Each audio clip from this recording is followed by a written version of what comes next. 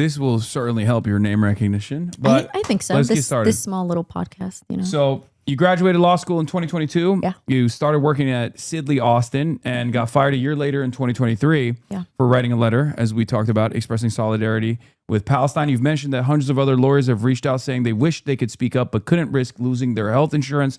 Walk me through what exactly happened and how you believe your commitment to Medicare for All ties into your experience losing your career. Yeah. I wrote the article because after October 7th, it felt like there were very different responses to what had happened. And, everybody remembers, right? Being on social media, seeing like some of the ways people were talking about Palestinians at the time. But I remember being on LinkedIn and like seeing other lawyers just like celebrating what they were seeing in Palestine, the leveling of Gaza and the, just complete destruction. And I was like, what is missing from this conversation where I could look at this as, an inevitable consequence of apartheid, of occupation, decades of occupation, and somebody else could look at what Israel's response was and say, no, that's what we need to do. They need to be leveled. This is too much of a unique evil.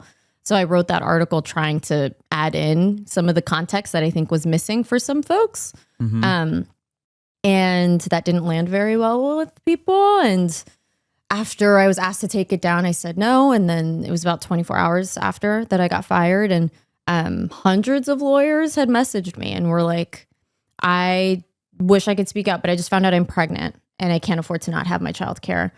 Someone's husband just lost his job. They couldn't afford to lose the health care that she had for the whole family.